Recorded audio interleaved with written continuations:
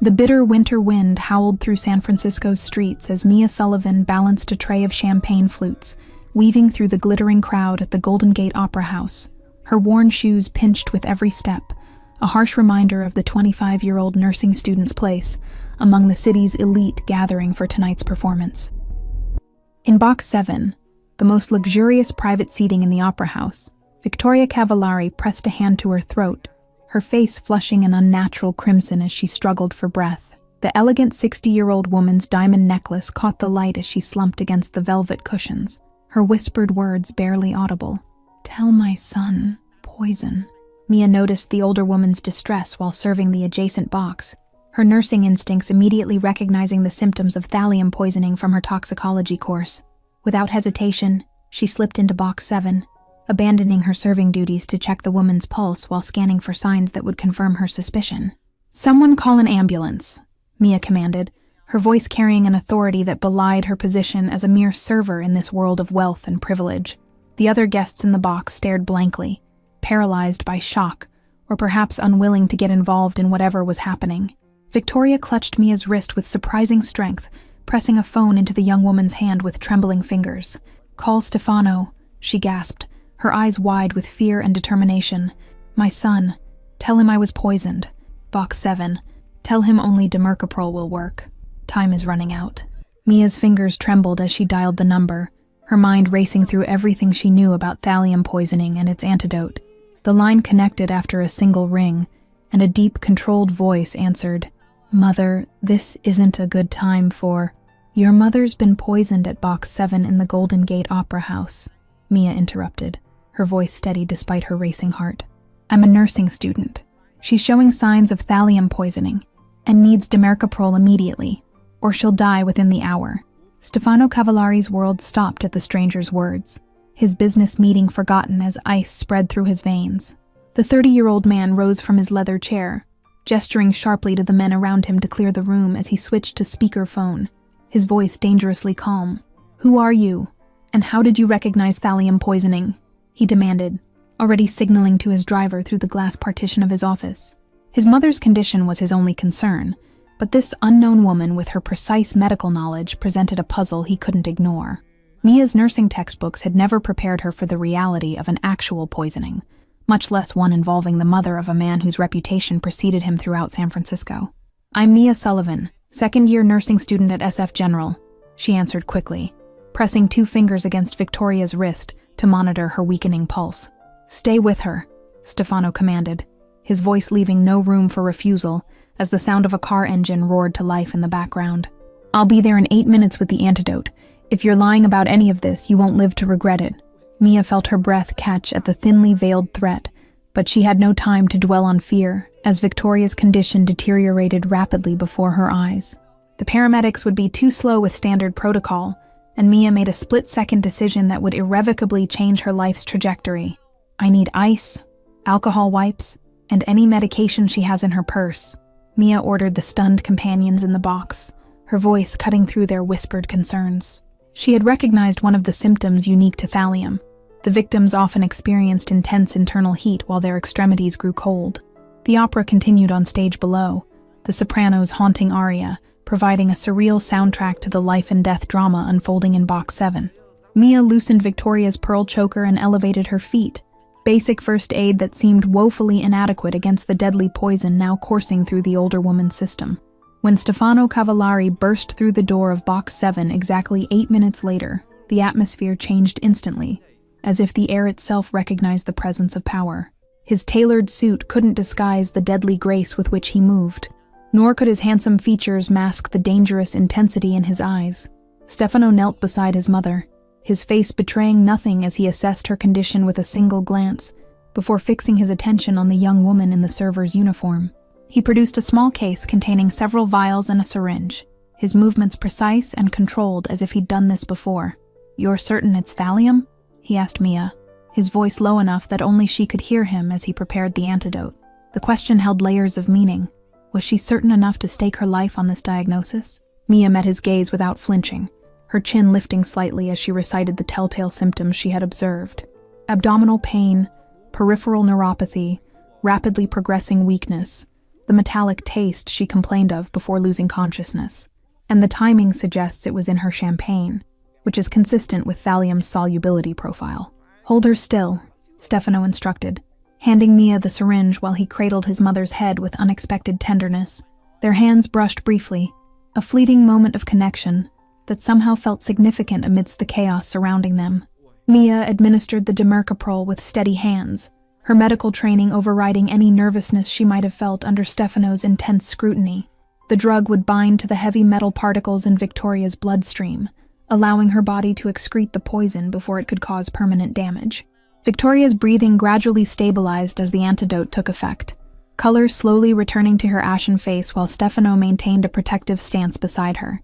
His eyes, however, never left Mia, studying her with an unreadable expression that made her increasingly aware of how far she'd strayed from her usual world. "The ambulance is 2 minutes out," one of Stefano's men reported from the doorway, his posture deferential but alert, as he scanned the gathering crowd outside Box 7. The opera had ended, and curious onlookers were beginning to notice the commotion. Stefano nodded once, then turned back to Mia with narrowed eyes that seemed to see through her carefully constructed facade of confidence. "You saved my mother's life," he stated matter-of-factly, the words carrying the weight of a debt acknowledged. Sirens wailed outside the opera house as paramedics rushed in with a gurney, their efficient movements creating a buffer between Mia and the intensity of Stefano's presence. She stepped back, suddenly conscious of her wrinkled uniform and the champagne stains on her sleeves. "I should get back to work," Mia murmured, attempting to retreat into anonymity now that professional medical help had arrived. The adrenaline that had carried her through the crisis was beginning to ebb, leaving her lightheaded and uncomfortably aware of her precarious position. Stefano's hand closed around her wrist before she could slip away, his grip firm but not painful as he drew her attention back to him. "Your employment here is terminated," he informed her with quiet authority, ignoring her startled expression as he continued. "You're coming with us to the hospital." "I can't just leave. I need this job," Mia protested, acutely aware of the unpaid bills waiting in her apartment and the tuition payment looming at the end of the month. Her practical concerns sounded trivial, even to her own ears when weighed against a woman's life, but they were her reality. "Your manager has been compensated for your services tonight, with a substantial bonus," Stefano replied, a hint of impatience coloring his tone as the paramedics began moving his mother toward the exit. His eyes flicked meaningfully toward the stage below, where the conductor was taking his final bow. "You didn't save a random socialite tonight," he added in a lower voice, leaning close enough that Mia could detect the subtle scent of expensive cologne beneath the metallic odor of the dimercaprol. "You saved Victoria Cavallari, a name that carries weight in this city for reasons you don't want to understand." The hospital waiting room felt like neutral territory, a sterile environment where the stark differences between Mia's world and Stefano's temporarily faded into the background. She sat across from him, clutching a cup of bitter vending machine coffee that she hadn't tasted, hyper-aware of the two men standing guard near the entrance. "You recognized a poison that most doctors wouldn't identify without extensive tests," Stefano observed, after the silence between them had stretched to uncomfortable lengths. His tone remained conversational, but his eyes were calculating, assessing her with the cool precision of a man accustomed to identifying threats. Mia shifted under his scrutiny, wondering if her quick thinking had placed her in more danger than if she'd simply called 911 and walked away. "I had a professor who specialized in uncommon toxins," she explained, the half-truth slipping easily from her lips. "And this professor taught nursing students to recognize thallium poisoning on sight?" Stefano pressed, his skepticism evident in the slight arch of his eyebrow. He leaned forward, reducing the space between them, as if physical proximity might extract the truth more effectively. Mia dropped her gaze to the linoleum floor, her mind racing to construct a plausible explanation that wouldn't raise more questions. The real story of her obsessive research into poisons after her own mother's suspicious death 3 years ago wasn't something she was prepared to share with this dangerous stranger. "I think the more relevant question is, who would want to poison your mother?" she countered, lifting her eyes to meet his with newfound boldness. If he wanted answers from her, she deserved some in return, especially if those answers might help her understand the situation she'd stumbled into. A flicker of surprise crossed Stefano's face, quickly replaced by something that might have been respect, if not for the dangerous edge underlying it. "Careful, Ms. Sullivan," he warned softly, Curiosity in my world often proves fatal. Is that a threat? Mia asked, her voice steadier than she felt as she set down her untouched coffee. The fluorescent lights overhead cast harsh shadows across Stefano's features, highlighting the tension in his jaw and the vigilance in his posture. Stefano's laugh held no humor, a brief sound that disappeared as quickly as it had emerged. No, that's a fact, he corrected her, checking his watch with deliberate casualness that failed to mask his underlying impatience for news about his mother's condition. The Cavallari family has enemies, he continued after a moment, studying her reaction with unsettling intensity. People who would benefit from my mother's death, or use it as a message meant for me. Mia absorbed this information in silence, the implications settling like ice in her stomach as she processed what he wasn't saying explicitly. The rumors about the Cavallari family's connections to organized crime in San Francisco suddenly felt less like urban legends and more like dangerous truths she couldn't unknow. A doctor appeared at the entrance to the waiting room, his expression carefully neutral as he approached them. Mr. Cavallari, your mother is stable and responding well to treatment, he reported, his eyes flicking briefly, curiously, toward Mia before focusing again on Stefano. The initial intervention was crucial, the doctor continued, his professional tone unable to completely mask his curiosity about the circumstances. Whoever recognized the poison and administered the antidote so quickly almost certainly saved her life. Stefano nodded once, dismissing the doctor with a gesture before turning back to Mia, his expression unreadable as he considered her anew. The tenuous connection formed in crisis had shifted into something more complicated, a debt owed, information shared, and questions raised that neither could easily walk away from. I need to know everything about tonight, he stated rather than asked, his tone making it clear this wasn't a request. Every person who approached Box 7, every server who handled her food and drink, every detail you noticed before she collapsed. 3 days after the poisoning incident, Mia unlocked the door to her cramped studio apartment in the Mission District, freezing at the sight of Stefano Cavallari seated at her tiny kitchen table. The overhead light cast shadows across his sharp features as he studied her nursing textbooks with casual interest. Most people knock, she managed to say, dropping her keys into the ceramic bowl by the door, while mentally cataloging possible escape routes. The contrast between his tailored suit and her secondhand furniture made the room feel even smaller than its already modest dimensions. Security precaution, Stefano replied without apology, gesturing to the empty chair across from him, as if he were the host rather than an intruder. His eyes took in the water stain spreading across her ceiling and the carefully mended curtains with an unreadable expression. Mia remained standing, arms crossed defensively as she waited for an explanation for this invasion of her private space. The thin walls of her apartment suddenly felt inadequate protection against whatever dangerous world had followed Stefano Cavallari to her doorstep. The person who poisoned my mother knows you exist, he stated bluntly, placing a manila folder on the table between them. Your name and address were circulated in certain circles within hours of the incident at the Opera House. Mia felt cold dread settle in her stomach as she finally sank into the chair opposite him, the implications of his words sinking in. Is that supposed to be a threat? Or a warning? She asked, proud that her voice remained steady despite her racing heart. Consider it both, Stefano answered, opening the folder to reveal surveillance photos of Mia leaving her apartment, attending classes, and working at her second job at a 24-hour diner. The timestamps showed they'd been taken over the past 2 days, without her noticing a thing.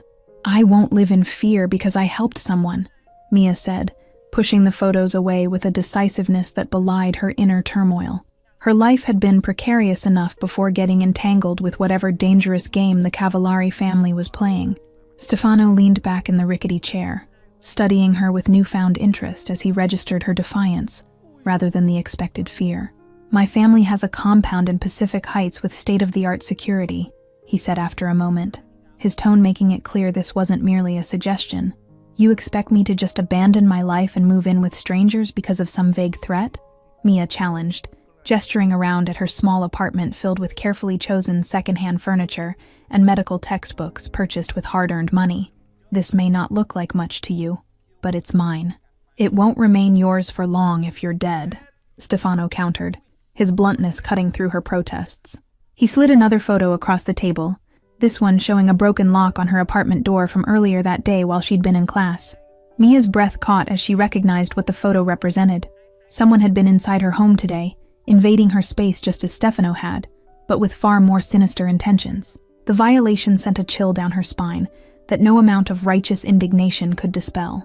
"Pack whatever you need for 2 weeks," Stefano instructed, rising from the table with the fluid grace of a predator accustomed to having his commands obeyed.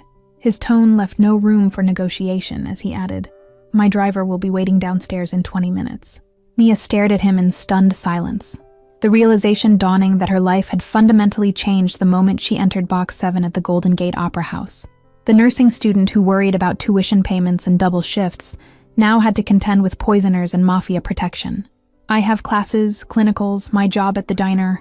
I can't just disappear," she protested, though the argument sounded hollow even to her own ears when weighed against the very real threat to her life. Her carefully constructed path toward financial stability and independence suddenly seemed fragile. The Cavallari estate stood in stark contrast to everything Mia had known, its wrought iron gates opening to reveal manicured gardens, and a mansion of imposing grandeur overlooking the San Francisco Bay.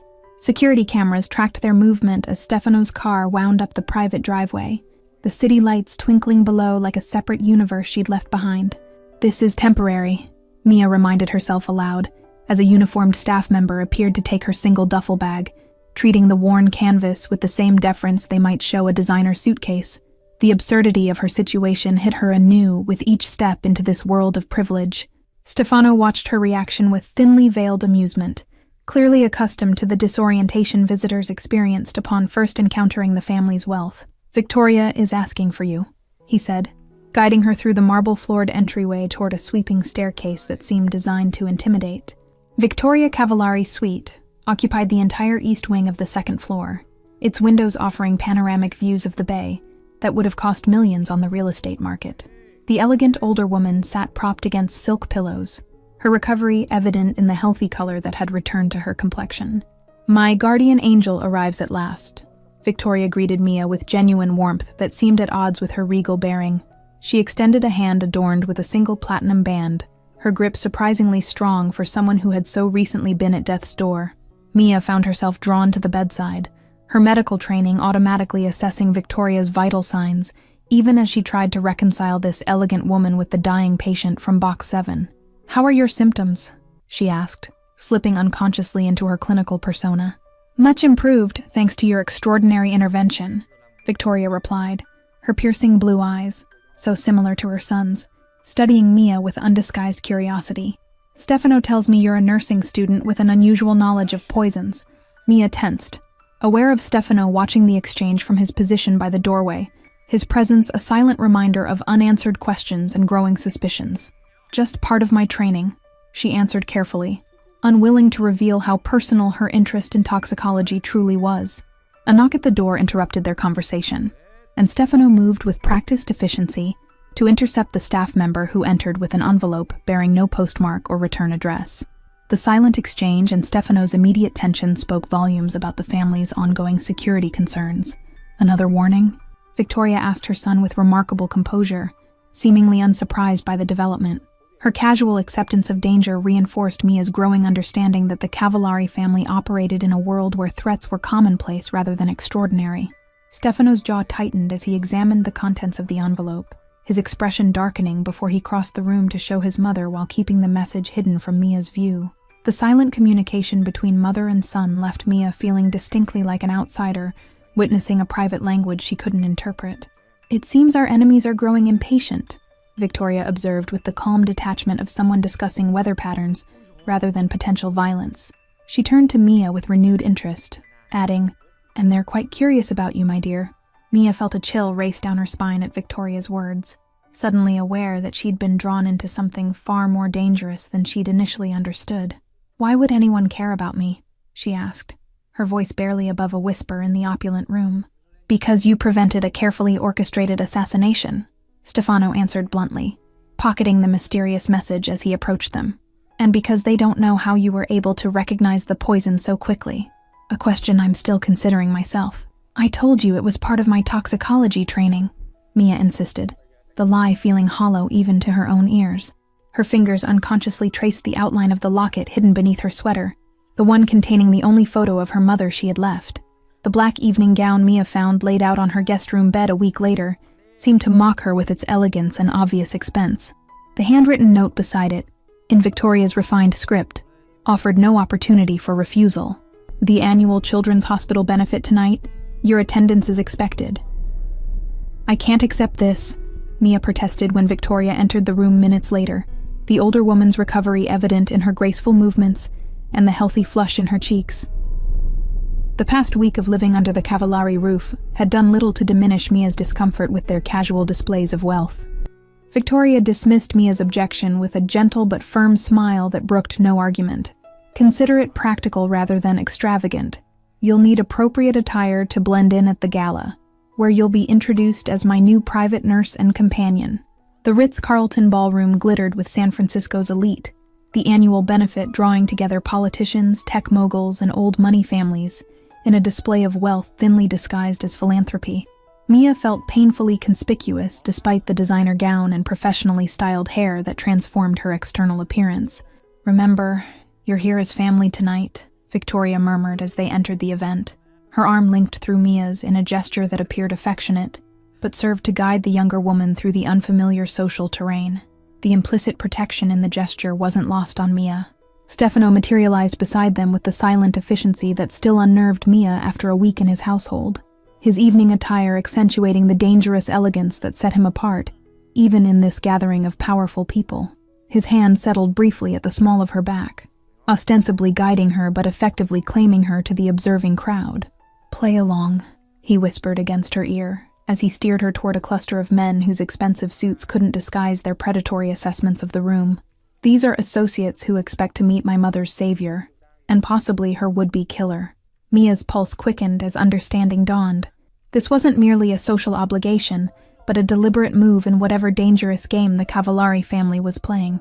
"You're using me as bait," she accused in a whispered hiss, maintaining her smile for the benefit of watching eyes. "I prefer to think of it as strategic positioning," Stefano countered smoothly, his grip on her waist tightening fractionally as they approached the waiting group. "Watch their reactions when I introduce you. Guilt leaves traces even the most practiced liar can't conceal." The introductions passed in a blur of unfamiliar names and calculating gazes. Mia's nerves stretched to breaking point as she searched for any sign of recognition or hostility among the assembled faces. She found herself leaning into Stefano's solid presence despite her earlier anger, instinctively seeking security in this unfamiliar territory. "May I borrow your lovely companion for a dance?" one of the men asked Stefano after the formalities concluded, his smile not quite reaching eyes that had assessed Mia with uncomfortable intensity throughout the introductions. The predatory edge to his courtesy raised goosebumps along her arms. "I'm afraid Ms. Sullivan has promised this dance to me," Stefano replied, with casual authority that concealed the steel beneath his words. Without waiting for a response, he guided Mia toward the dance floor with practiced ease that brooked no opposition. Mia found herself pulled into Stefano's arms as the orchestra began a waltz, his hand splayed possessively across her back as he guided her through steps she'd never learned, but somehow managed to follow under his lead. "That man, August Bianchi, has connections to every criminal enterprise in the city," he informed her, his lips close to her ear under the pretense of intimacy. "Including yours?" Mia challenged, the question slipping out before she could reconsider the wisdom of antagonizing the man currently responsible for her safety. The week spent in the Cavallari household had revealed glimpses of operations that certainly weren't legitimate business ventures. Stefano's laugh held genuine amusement, rather than offense at her boldness. "You're beginning to understand our world, Mia Sullivan," he observed, spinning her gracefully before pulling her closer than strictly necessary for the dance. "Yes, including mine, which is precisely why he's a primary suspect." The morning after the gala, Mia woke to an empty house, the usual bustle of staff notably absent as she made her way through the silent corridors. A single note on the kitchen counter in Stefano's precise handwriting instructed her not to leave the property under any circumstances until his return. Her nursing instincts prickled with unease as she checked Victoria's suite, finding it similarly abandoned with signs of a hasty departure. An open jewelry box, closet doors ajar, and a half-finished cup of tea gone cold on the nightstand. The carefully maintained order of the Cavallari household had been disrupted by something urgent. Mia's phone vibrated with an incoming text from an unknown number. "We have what Cavallari values most. Come alone to Pier 38, Warehouse C.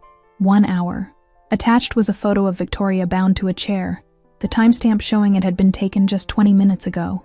Panic clawed at Mia's throat as she tried unsuccessfully to reach Stefano, each unanswered ring increasing her certainty that something had gone catastrophically wrong. The security staff had vanished along with the family, leaving her isolated in the massive house with an impossible decision to make.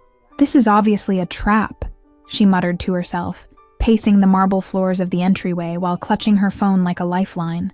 Yet the image of Victoria, the woman who had welcomed her without question and protected her from unnamed threats, compelled her toward a course of action that defied all logic.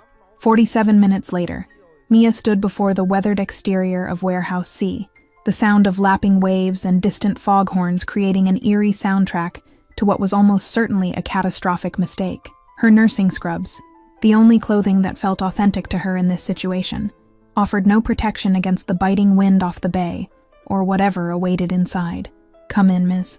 Sullivan," a voice called from the partially open warehouse door, the casual confidence suggesting they had never doubted her appearance despite the absurdity of their demand. "Victoria Cavallari is quite anxious to see you. She's been most insistent about your special medical knowledge."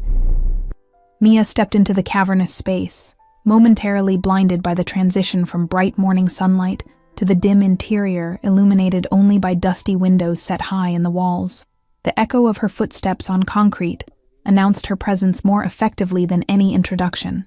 As her eyes adjusted, she made out Victoria seated exactly as shown in the photo, flanked by two men whose expensive suits couldn't disguise their mercenary nature. A third man stood slightly apart, August Bianchi from the gala, his predatory smile now unleashed without the social constraints that had tempered it the previous evening. "You came alone.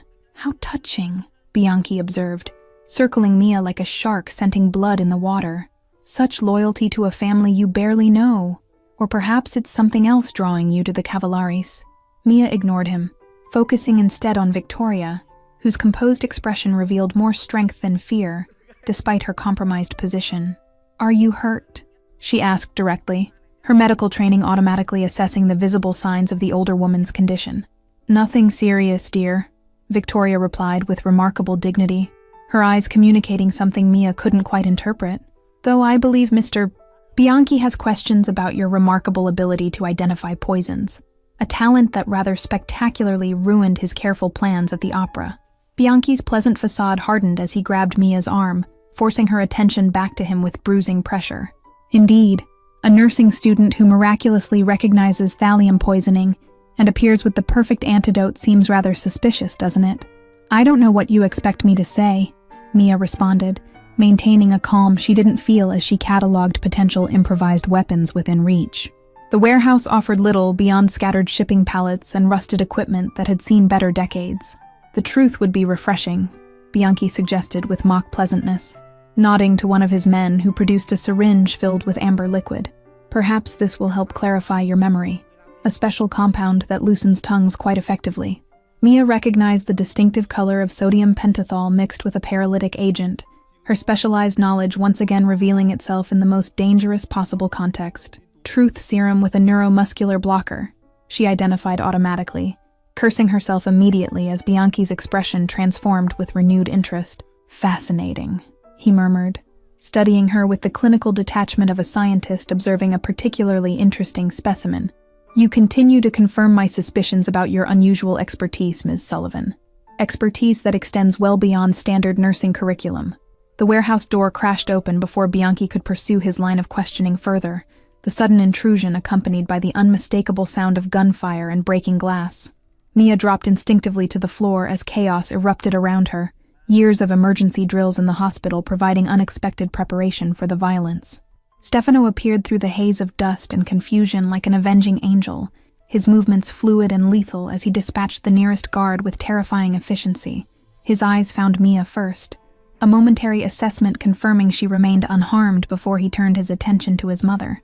The Cavallari family doctor finished examining Mia's bruised wrist, pronouncing her physically unharmed despite the morning's traumatic events. The study where he conducted his examination offered no windows to the outside world, reinforcing the sense of isolation that had characterized her past weeks in this household.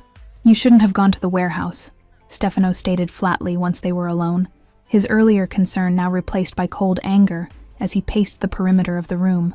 The controlled violence she had witnessed hours earlier remained evident in the tightly coiled tension of his movements.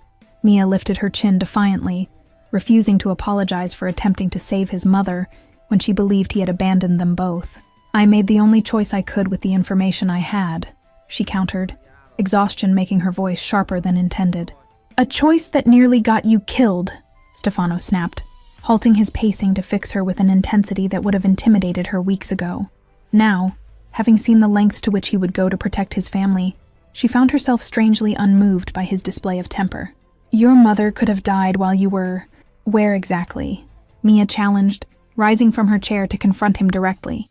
"You disappeared without explanation, leaving us vulnerable while you were handling whatever business is more important than family safety." Stefano's expression shifted at her words, something almost like respect flickering across his features before he mastered it. "I was meeting with the heads of the other families, securing their support against Bianchi's attempted coup," he explained with unexpected candor. "Other families? You mean other criminal organizations?" Mia clarified, no longer pretending ignorance about the nature of the Cavallari enterprise. The weeks spent under their protection had provided ample evidence of activities that existed well outside legal boundaries. Stefano neither confirmed nor denied her assessment, studying her with renewed interest as he considered her directness.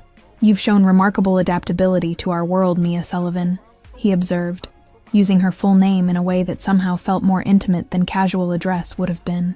"I've adapted to survive," she corrected him, unwilling to accept his implied approval of her assimilation into their dangerous reality. "But that doesn't mean I belong here, or that I can stay once Victoria no longer needs medical monitoring."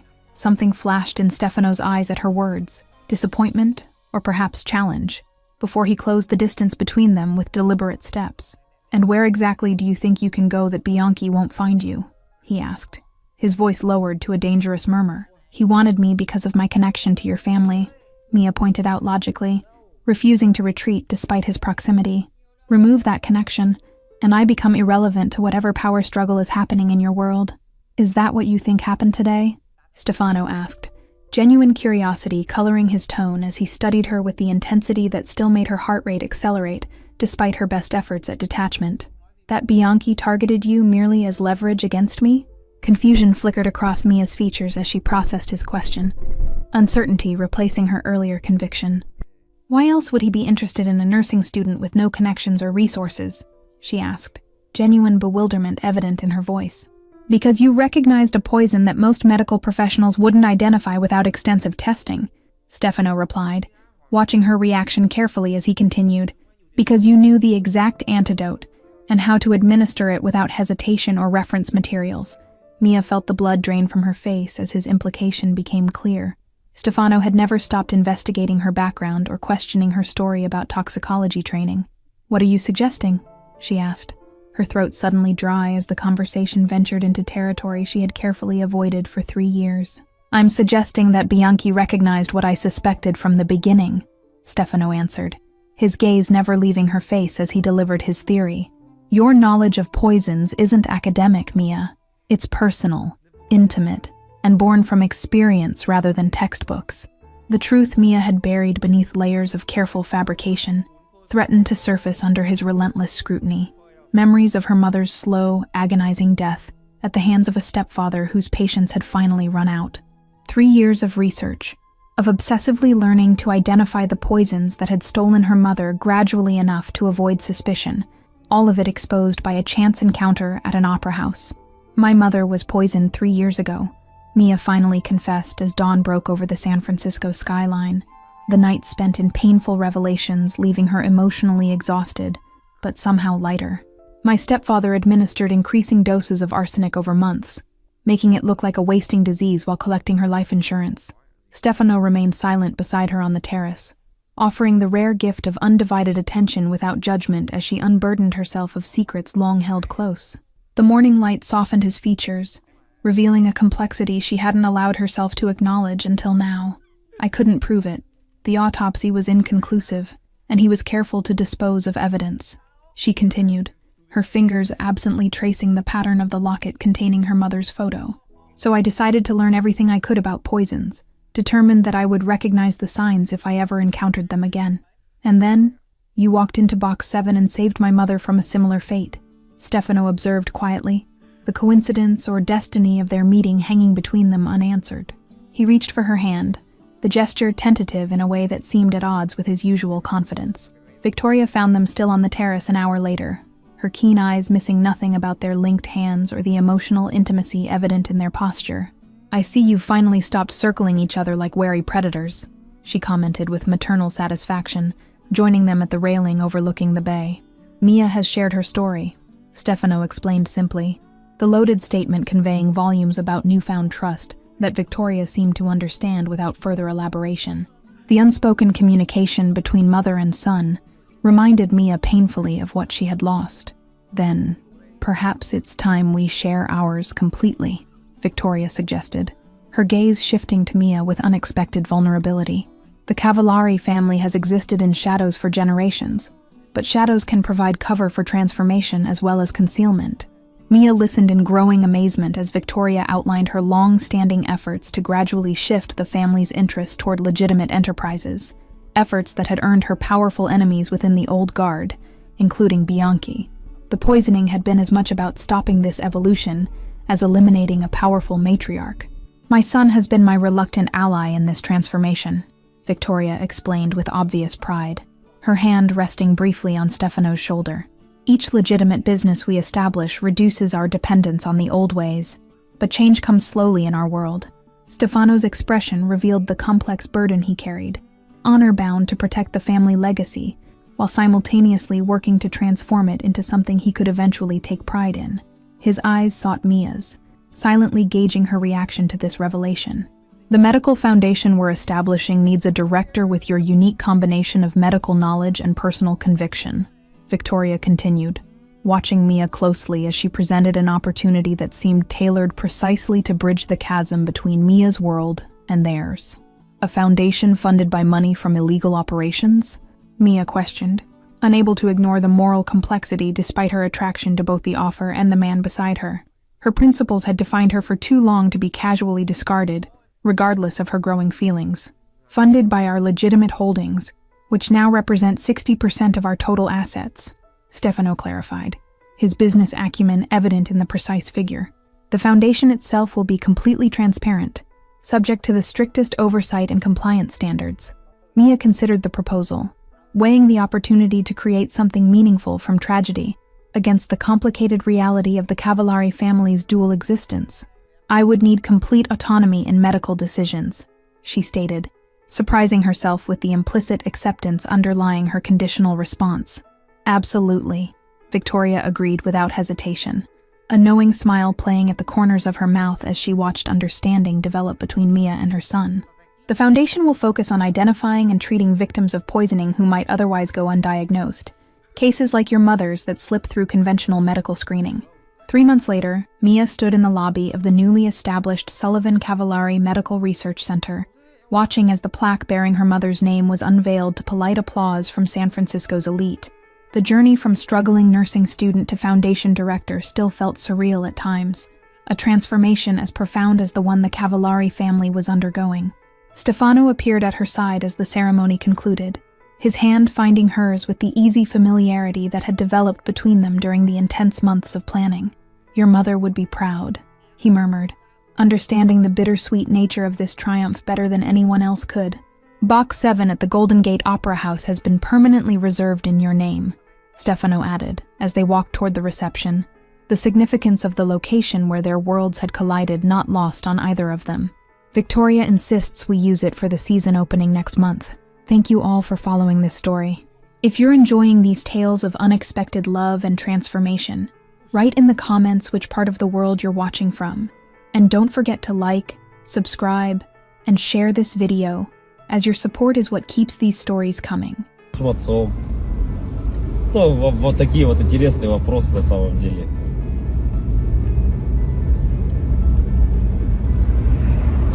И, наверное, вот для бедных людей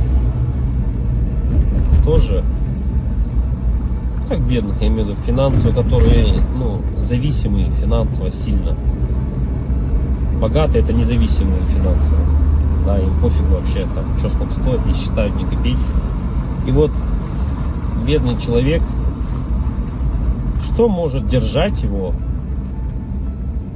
в морально нормальном состоянии?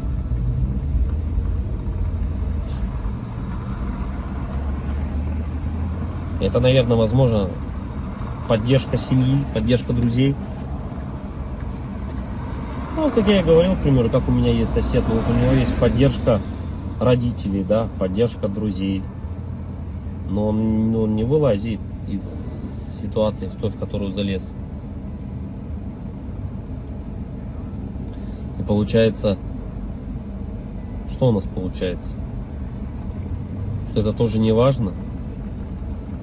Что даже имея поддержку своих родственников, друзей, ты не вылезешь из дизморали, из такого образа жизни? Получается, нет. Так что же тогда? Алло. Алло. Ты еще не заезжал? Вот я еду, сейчас заеду скоро. Не едь туда, все, оплата пришла. Все, хорошо, давай. Вот, как я и говорю, можно... Так что же для человека самое главное получается? Чтобы держаться на плаву. Многих же не останавливают, дети не останавливают, да, которые имеются. Да, любовь к детям тоже их не останавливает. Да, как-то...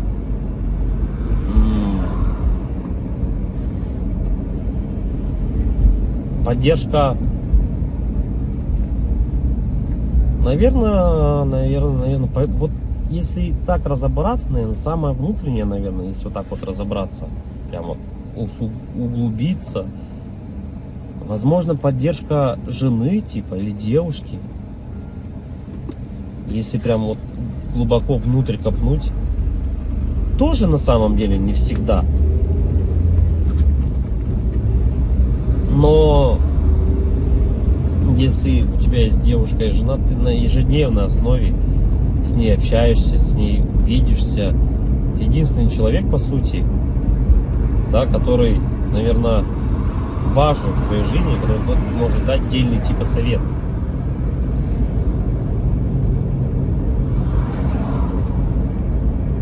И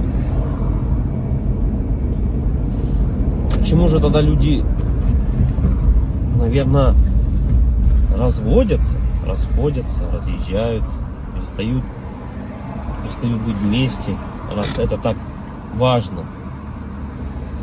Наверное, из-за того, что вот нету вот этого как раз таки, наверное, какого-то отдельного совета, какой-то внутреннего чувства нужности этому человеку. Да, люди расходятся, потому что ты не получаешь каких-то тех чувств, которых ты нигде больше не получишь. Не можешь получить. Ни за деньги, ни еще как-либо. И когда у тебя, наверное, нету этого чувства внутреннего, люди, наверное, потом расходятся. И потом люди, многие, наверное, попадают вот в эти депрессии. Помимо финансовых проблем, нереализованности, да, и еще семейные неудачи какие-то добавляются. Наверное, это было всегда у людей. Просто раньше, наверное, этому не придавали такой огласки, возможно. Да и раньше было чуть, наверное, возможно, проще. Я говорю, человеку надо было всего лишь выполнять свои функции какие-то. Да? Как бы человек мог сходить там, отработать, к примеру, на заводе, прийти, и он был спокоен уже, что все, типа, он сделал все, что от него требуется. В наше же время ты этого не можешь сделать. И получается, помимо того, что вот оно от этого-то и все исходит на самом деле. Семьи от этого-то и рушатся. Да, от того, что когда ты понимаешь о том, что твоя нереализация в жизни, понятно, что это твоя вина, да, какая-то в чем-то. что ты не смог себя найти. И помимо этого, если у тебя еще нет какой-то внутренней поддержки в твоей семье, то как бы это все и приводит к тому, что люди расходятся. И оба, наверное, остаются в какой-то такой дизморали оба. Да, в какой-то, наверное, все равно внутренней депрессии.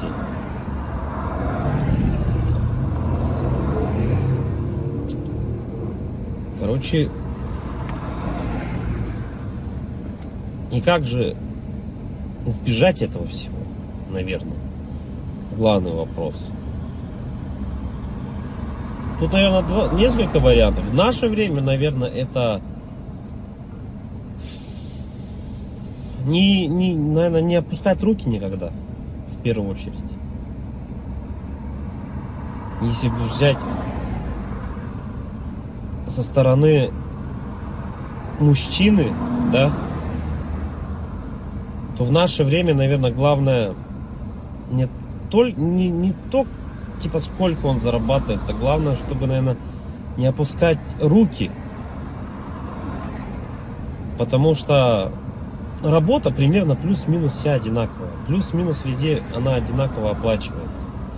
Да, но хотеть и стараться чего-то большего и не опускать руки, наверное, это одно из самых главных вещей. Да, стараться и хотеть чего-то большего.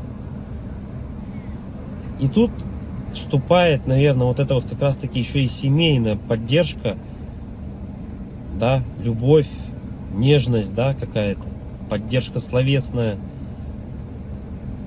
И это, наверное, все сохраняет в тебе мотивацию к стремлению, к жизни, к желанию добиться чего-то большего.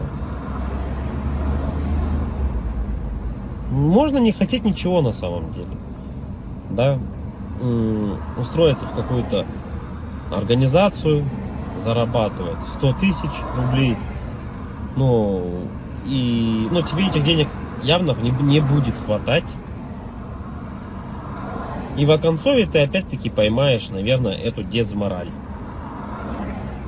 Потому что все оно по кругу крутится. И потом люди на СВО уходят, умирают за 5-7 миллионов рублей.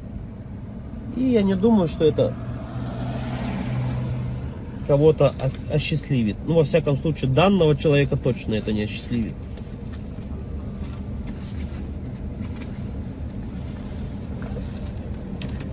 Говоря именно о поддержке, что значит поддержка? Как она выглядит, поддержка эта семейная? Наверное, у каждого это, наверное, по-разному немного. В любом случае, каждому человеку нужны какие-то разные вещи от другого человека. Да? Всегда же отношения — это взаимный обмен чем-то. Да? И когда люди от друг друга этот взаимный обмен получают, будь то, это могут быть разные вещи.